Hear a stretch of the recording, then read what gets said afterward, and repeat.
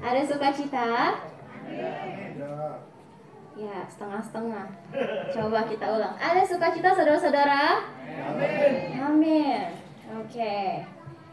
Kita bulan ini masih dalam tema Developing the Gift. Kita buka sama-sama di ayat kuncinya ya. Di 1 Petrus 4 ayat 10.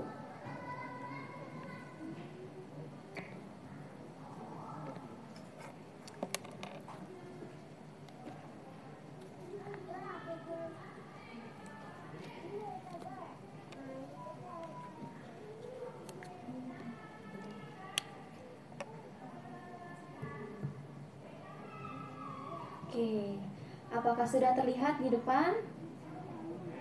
1 Petrus 4 ayat 10. Oke, kita baca bersama-sama ya. 1, 2, 3. Layanilah seorang akan yang lain sesuai dengan karunia yang telah diperoleh tiap-tiap orang sebagai pengurus yang baik dari kasih karunia Allah. Amin. Oke, dalam ayat ini ada beberapa kalimat atau kata kunci yang bisa kita dapatkan. Yang pertama, di sini disebutkan layanilah seorang akan yang lain. Oke, yang kedua, berikutnya sesuai dengan kasih karunia yang telah diperoleh oleh mereka atau oleh siapa? Oleh kita, oleh tiap-tiap orang. Dan yang ketiga adalah sebagai pengurus yang baik dari kasih karunia dari papa mama, bukan.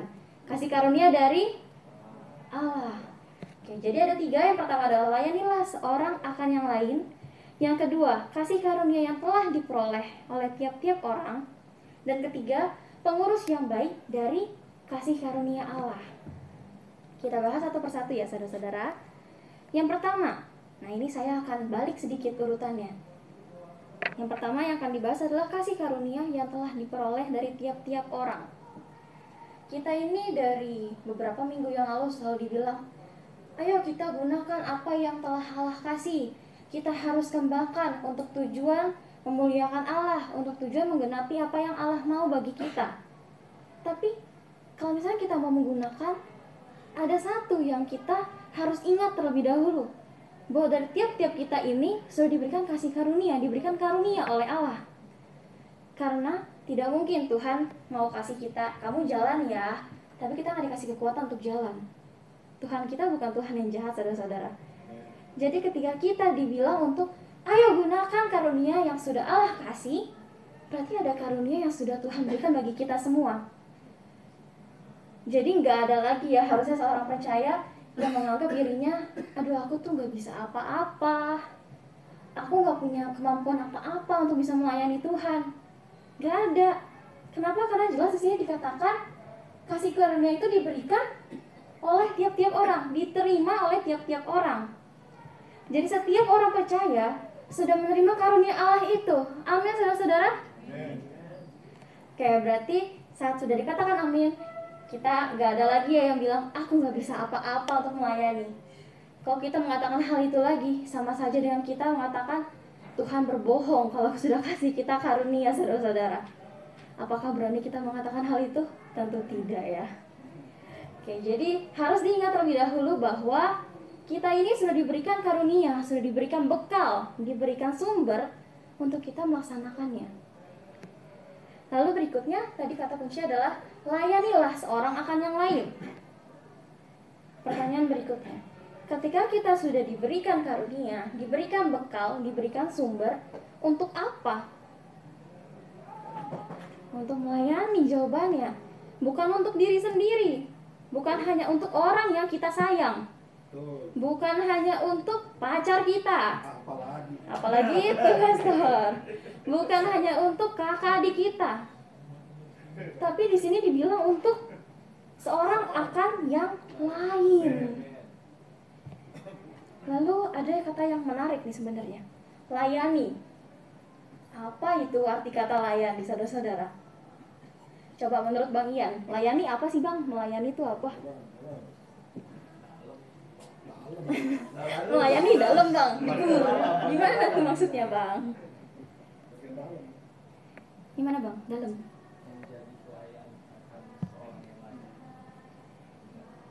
Menjadi pelayan seorang akan yang lain. Kita harus rendah hati. Kita harus rendah hati. Oke. Rendah hati kan. Rendah hati melayani, ya betul. Tante Ervin, kalau menurut Tante melayani itu apa sih Tante? Boleh, kalau keren boleh. Berbuat baik terhadap sesama, oke. Ya, tepat semua ya, nggak ada yang salah kok. Saya bukan Tuhan yang bisa judge benar atau salah. Tapi di sini tuh kalau kita mau lihat dalam terjemahan yang lain, di dalam King James Version itu kata layanilah ini yang dipakai adalah minister. Minister itu artinya, coba Hena, bahasa Indonesia minister apa Hena?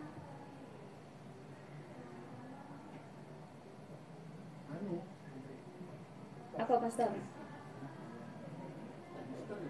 Iya, dibolak-balik doang.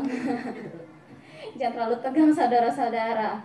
Firman Tuhan memang harus kita anggap dengan serius, tapi kita boleh rileks. Iya, Ini Pak. tuh kayak seperti kaset, mau diinjek, mau diapain. Oh iya, betul.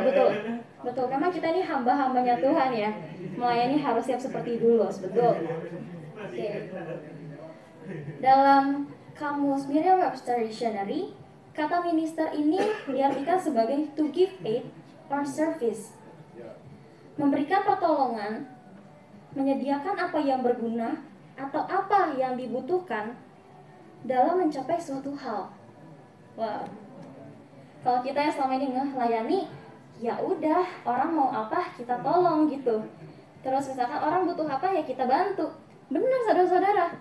Tapi di sini ada satu kata yang waktu saya nulis ini menggelitik sih. Cukup menggelitik karena dikatakan adalah kita menolong menyediakan apa yang berguna dan apa yang dibutuhkan dalam mencapai suatu hal. Jadi yang dimaksud di sini bukan hanya sekedar menolong, bukan hanya sekedar memberikan, menyediakan, tapi apa yang kita tolong, apa yang kita berikan, apa yang kita sediakan. Yang dikatakan di sini, yang kita harus berikan, kita harus sediakan, dan kita tolong adalah hal yang berguna dan yang dibutuhkan. Bagaimana kita bisa melihat saudara kita sedang membutuhkan ini? Ini adalah hal yang berguna bagi saudara kita. Kalau kita tidak pernah berelasi dengan saudara-saudara kita, jadi ketika kita diminta,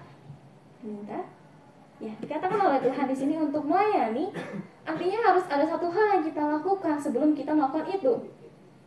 Berelasi dulu terlebih dahulu dengan mereka semua, dengan saudara-saudara kita, supaya saat kita mau menolong, memberikan, melayani, menyediakan tepat sasarannya saudara.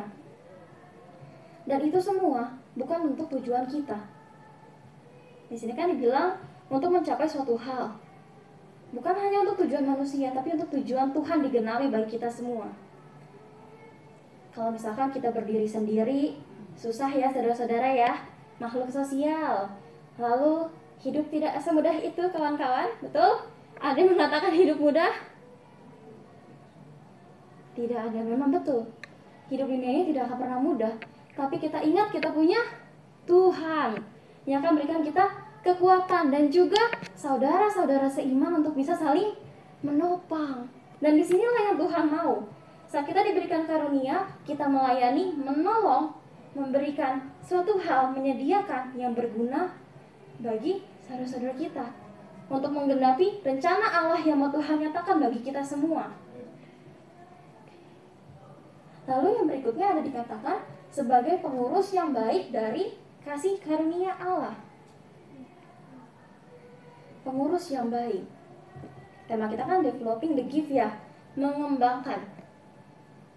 Ada satu keterkaitan antara mengurus dan mengembangkan. Kalau mengurus itu kan tujuannya, tugasnya adalah pengurus ya. Pengurus itu tujuannya, tugasnya adalah mengurus. Apa sih kata mengurus itu? Bukan mengecil, bukan dari besar mengecil, mengurus benar sih. Tapi yang di sini bukan itu ya saudara-saudara. Diet bukan pastor yang di sini. Kalau pengurus yang di sini adalah di dalam Kamus Besar Bahasa Indonesia ada dua arti, yaitu mengatur untuk menjadi baik, dan yang kedua adalah mengusahakan. Jadi ketika dikatakan sebagai pengurus yang baik, kita ini sudah dipercayakan nih oleh Tuhan. Kita, masing-masing dari kita adalah individu-individu yang secara aktif mengusahakan dan juga mengatur karunia yang sudah Tuhan berikan untuk hal yang baik, saudara-saudara. Jadi kalau sampai saat ini masih ada yang merasa, aduh aku nih kayaknya gak bisa deh, gak mampu deh, ya aku tahu sih Tuhan kasih aku kepercayaan untuk punya hal ini, untuk bisa ini, tapi aku gak mampu nih kalau untuk harus kembangin dan lain-lain. No, gak gitu. Tuhan aja percaya, siapa kita yang bilang kita tidak bisa? Lalu kalau kita sudah mengurus dengan benar, efeknya apa? Kasih berkembang. Contoh, anak bayi kita urus nih, berkembang gak dia? Pasti berkembang. Bang Ian ini urus Aceh dari bayi, mengurus dengan benar. Sekarang Aceh udah gede aja tiba-tiba, udah bisa nari-nari di depan. Ada suatu perkembangan, saudara-saudara. Jadi kalau misalnya kita mikirin gimana cara saya mengembangkan apa yang Tuhan kasih, simpelnya, sederhananya adalah ya atur saja, usahakan saja, melakukan bagian kita. Karena kalau kita lakukan dengan benar, pasti hasilnya baik. Karena kita mau lakukan itu bukan untuk kita, untuk Tuhan. Jadi alurnya nih ya, yang pertama, Tuhan sudah kasih kita karunia. Berikutnya, kita urus dengan benar, atau dalam tanda kutip kita kembangkan karunia itu. Untuk apa? Untuk melayani seorang akan yang lain. Melayaninya tujuannya apa? Supaya Tuhan yang punya rencana yang indah bagi kita semua tergenapi rencananya di dalam muka bumi ini melalui kita dan saudara-saudara seiman kita, saudara-saudara. Tapi kalau misalkan itu kan kayak prinsip banget ya, ini tuh teori banget yang ya saya tahu harus kayak gini, oke saya paham harus seperti ini. Tapi kadang ada muncul di otak kita di pertanyaan nih, pertanyaan di pikiran kita, saya harus mulai dari yang mana, saudara-saudara? Apakah saya melayaninya harus langsung ke mimbar? Apakah saya harus pergi misi ke daerah-daerah terpencil? Apakah saya harus bawa Alkitab ke sekolah dan ke kantor saya? Saya doain setiap orang yang ketemu dengan saya. Saat kita mau melayani saudara-saudara seiman, kita mau melayani satu orang dengan yang lain, tidak perlu dari hal yang terlihat besar di mata manusia. Kita bisa mulai dari hal-hal yang mungkin tidak dipandang oleh manusia.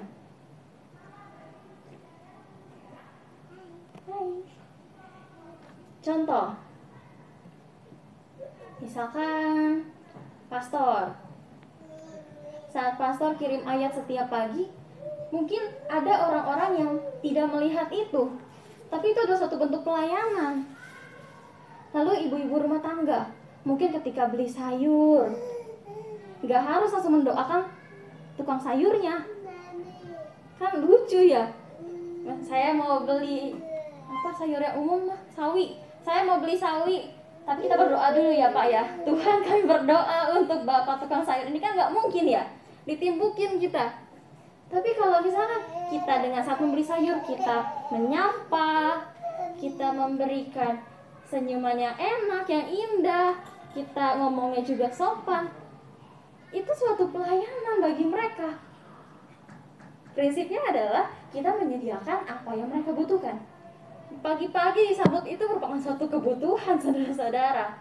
Coba pagi-pagi langsung dicemberutin, sebel gak? Sebel banget.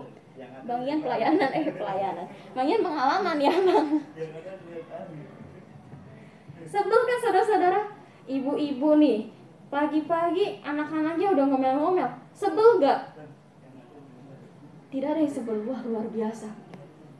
Ibu-ibu di sini keren berarti. Bener tante nggak sebel kalau anaknya ngomel-ngomel pagi-pagi? Sebel. Iya. Coba tanya Bu Dewi. Mama sebel gak mah kalau Dedek marah-marah kayak gitu? Dedek anak baik gak pernah marah kan mah? Gak pernah. Oke, pastor kesel gak kalau pagi-pagi tiba-tiba Hena cemberut marah-marah, Ben cemberut. Tuhan, alhamdulillah.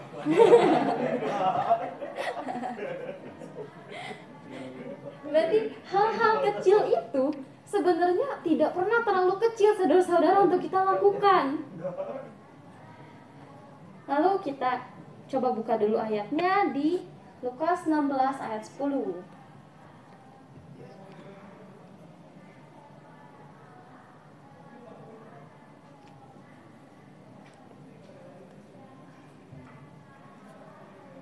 Kita baca bersama-sama ya. 1, 2, 3. Barang siapa setia dalam perkara-perkara kecil, ia setia juga dalam perkara-perkara besar. Dan barang siapa tidak benar dalam perkara-perkara kecil, ia tidak benar juga dalam perkara besar.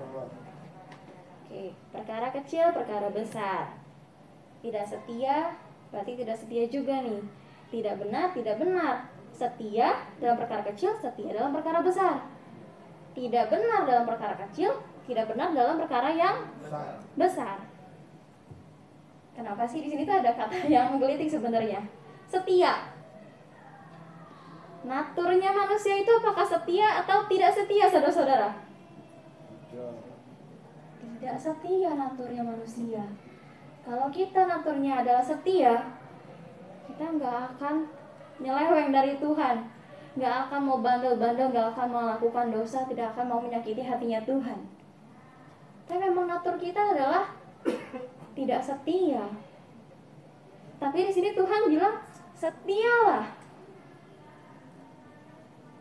Ya benar sih. Kalau misalkan ya ada orang yang sudah baik, anaknya sudah nurut, lalu kita di ulang tahun kita bilang, nurut ya nak. Aneh kan? Justru saat kita tahu anak ini udah nurut, nggak akan lah kita bilang nurut ya nak. Kita udah tahu dia pasti emang nurut anaknya. Tapi di sini dibilang setia, ya karena kita memang tidak setia. Pada dasarnya seperti itu. Tapi ini bukan menjadi alasan ya. Ya saya kan emang nggak setia, saya kan emang nggak benar. Ya udah nggak usah. Ya nggak gitu. Saat kita tahu memang natur kita seperti itu, ya terus berusaha, terus berjuang. Karena Tuhan ada sama kita, mampukan kita. Lalu di sini kan ada kata perkara ya. Perkara itu apa sih sebenarnya artinya? Ya, saya terdengar masalah. Ya, oke. Ada lagi yang kira-kira tahu apa arti perkara?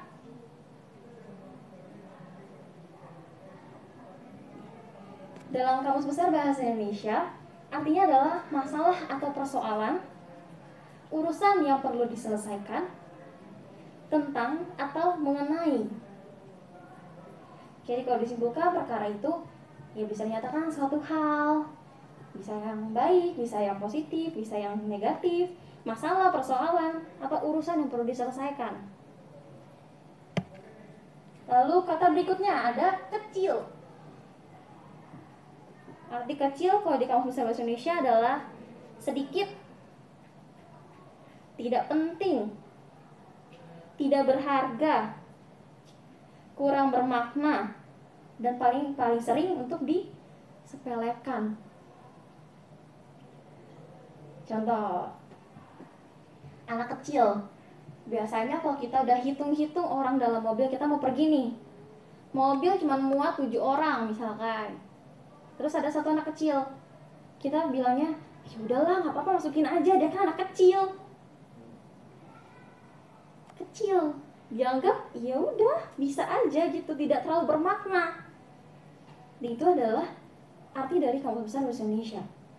Kalau dalam King James Version, kata kecil ini dipakai least. Dalam Merriam-Webster Dictionary, least ini diartikan derajat yang paling rendah, dalam kepentingan yang terendah, atau minimum. Berarti kalau ada dua kata ini, perkara kecil bisa diartikan sebagai masalah atau persoalan, urusan, hal yang perlu kita selesaikan, atau suatu hal yang penting, kurang bermakna, derajatnya paling rendah, kepentingan terendah, atau minimum. Atau singkatnya adalah hal yang paling sering kita sepelekan. Itu adalah perkara kecil yang diartikan dari kedua kata ini ya, dari Kamus Besar Bahasa Indonesia. Lalu satu lagi, ada kata besar. Apa arti besar? Secara singkatnya adalah kebalikan dari arti kecil. Dari Kamus Besar Bahasa Indonesia, lebih dari ukuran yang sedang, lawannya dari kecil, penting, bermakna. Lalu, kalau dari arti lain, King James Version, dipakai kata much. Apa itu? Dalam Merriam-Webster Dictionary disebutkan artinya jumlah yang banyak, derajat yang tinggi, signifikan, dan bermakna. Jadi kalau dari kata ini kita bisa artikan perkara besar adalah masalah atau persoalan, urusan, suatu hal yang banyak, penting, bermakna, derajat tinggi, kepentingannya tinggi, dan signifikan. Oke, berarti sudah ada pemahaman dua ya. Yang pertama perkara kecil dan perkara besar. Lalu berikutnya ada kata setia. Kalau anak-anak muda nih sering bilang, aku mau punya pacar yang setia. Sahabatku mengkhianatiku, sahabatku tidak setia padaku. Apa sih arti kata setia sebenarnya saudara-saudara? Dalam Kamus Besar Bahasa Indonesia dikatakan arti setia adalah berpegang teguh, patuh, taat, tetap, dan konsisten. Jadi kalau kita cuma bilang setia hari ini doang, bukan setia namanya. Dibilang konsisten, terus menerus. Patuhnya bukan cuma hari ini, taatnya bukan cuma hari ini, terus menerus. Kondisi mau lagi enak, lagi nggak enak, setengah nggak enak dan enak, ya terus menerus. Itu yang dinamakan dengan setia. Lalu dikatakan setia adalah perkara yang kecil, maka kita akan setia dalam perkara yang besar. Kalau kita saat ini melakukan bagian kita nih, melayani satu dengan yang lainnya, mungkin dalam hal yang terlihat kecil bagi orang-orang. Contoh, menyiapkan minuman untuk di sini. Hal yang kecil dan gak terlihat. Saudara-saudara tidak pernah lihat kan ada yang datang menyiapkan kecuali di tengah-tengah pasar minta seperti kemarin. Tapi kalau gak terlihat. Kecil. Lalu ada yang bantu untuk pasang kabel untuk ibadah. Kecil, gak terlihat. Tapi di sini tuh keren banget. Tuhan tuh kasih kita hal-hal seperti ini dan mengajar kita untuk setia. Saat kita sudah bisa setia dalam hal-hal seperti ini, percayalah, Tuhan kita akan kasih perkara yang besar buat kita. Kalau misalkan nih, ada juga tipe orang yang berbeda lagi. Tipe orang yang aku maunya lakukan yang gede-gede aja, karena aku tahu kemampuanku besar. Ya bagus, percaya diri ke Tuhan kasih karunia kita yang besar, bagus. Tapi kalau kita cuma mau yang besar, kita lupa yang besar dimulai dari yang kecil. Mana mungkin tiba-tiba pastor jadi setinggi itu tanpa pernah jadi bayi? Gak mungkin kan? Gak mungkin ada satu rumah berdiri tanpa ada satu bata duluan yang muncul. Jadi kalau misalkan saat ini ada di pemikiran kita, aku hanya mau melakukan yang besar yang terlihat oleh manusia besar, tidak pernah ada kata terlambat. Mari kita berusaha ubah lagi perlahan-lahan, belajar, karena semua dimulai dari yang kecil. Tapi ada juga yang tipe orang-orang yang lain, yang merasa, aduh ini tuh kayak berat banget Tuhan. Perkaranya, persoalannya berat banget saat mau melakukan kehendak Tuhan, saat mau melayani dengan satu dengan yang lainnya. Ya ada. Siapa yang pernah merasa seperti itu? Saya pernah. saya doang. Wah, keren sekali. Masa pernah, Bunda pernah. Ya, saya yakin semua orang pasti pernah mengalaminya lah ya. Wah, Anda keren. Ya, semua orang pasti pernah lah mengalami gimana rasanya, aduh Tuhan ini gimana, ini berat banget nih. Tapi satu lagi kabar baiknya, Tuhan kita itu tidak pernah salah menempatkan segala sesuatu dalam kehidupan kita. Mungkin saat ini kita melihat ini terlalu besar, ini terlalu berat, terlalu susah Tuhan. Tapi itu hanya ukuran kita, bukan ukurannya Tuhan. Kalau kita mau hidup dunia ini dengan pegangannya Tuhan, berarti kita nggak bisa melihat dengan ukuran kita, tapi dengan ukurannya Tuhan. Jadi kalaupun kita saat ini merasa ini terlalu sulit, ini terlalu berat, maju aja, Tuhan kasih kok. Tuhan kan nggak mungkin buat kita jatuh sampai tergeletak. Tuhan nggak mungkin lepasin tangan kita. Mau kita dibilang anak-anaknya Tuhan. Adakah di sini bapak-bapak yang mau melepaskan tangan anaknya saat menghadapi badai cobaan? Bang Ian tega nggak bang? Aceh lagi lewatin jembatan kecil yang playground itu loh bang. Terus abang lepasin aja. Nggak mungkin tega kan bang? Manusia saya seperti itu, apalagi Tuhan kita, saudara-saudara. Jadi kalau saat ini kita sedang merasa seperti itu, jangan menyerah, terus maju, terus setia. Karena Tuhan yang tahu ukurannya. Kalaupun saat ini kita merasa sulit, gak mampu, nanti kalau udah selesai, pasti langsung ngeh, oh ternyata Tuhan bawa aku sejauh ini ya. Oh ternyata aku bisa lewatin yang ini ya. Sering kita merasa tuh saat di akhir-akhir. Contoh, anak SD lagi ujian, komplain, ini susah banget mah, aku gak bisa belajar aljabar. Terus pada SMP aljabar belum ada di SD ya? Salah saya, SMP aljabar ya. Ya, SMP aljabar gak bisa, ini susah banget. Pas SMA, oh ternyata beda persoalannya pastor. Tapi yang dasar-dasar pasti akan bilang, oh iya ternyata bisa ya. Saat sudah selesai kita ngehnya. Jadi kalau proses saat ini tidak mengenakan kita, ya hadapi saja bersama Tuhan. Saat sudah selesai pasti enak kok kalau sama Tuhan. Lalu yang berikutnya ada dibilang kata tidak benar. Apa itu arti tidak benar? Kalau kata benarnya itu dalam Kamus Besar Bahasa Indonesia artinya sesuai sebagaimana seharusnya, tidak salah, adil, dan dapat dipercaya. Ya berarti secara simpelnya tidak benar adalah kebalikannya. Tidak sesuai sebagaimana seharusnya, salah, tidak adil, dan tidak dapat dipercaya. Di sini dibilang tidak benar dalam perkara kecil, ia tidak benar juga dalam perkara-perkara besar. Kalau saat ini kita sedang menghadapi suatu hal yang mungkin terlihat kecil, tapi kita tidak bisa memiliki respon yang benar, percayalah saudara, kalau kita tidak belajar berubah, dikasih perkara besar, hancur kita. Anak SMP dikasih persoalan anak kuliah. Saat SMP malas-malasan dia belajar, saat kuliah kasih persoalan itu, hancur dia. Kalau masih tidak benar. Jadi pada prinsipnya adalah kita harus lakukan dengan setia dan benar. Mau itu perkara kecil, mau itu perkara besar, itu urusan Tuhan. Karena toh kembali, mau ukuran kecil besar, bukan ukuran kita. Hal yang besar bagi kita bisa hanya hal kecil bagi Tuhan.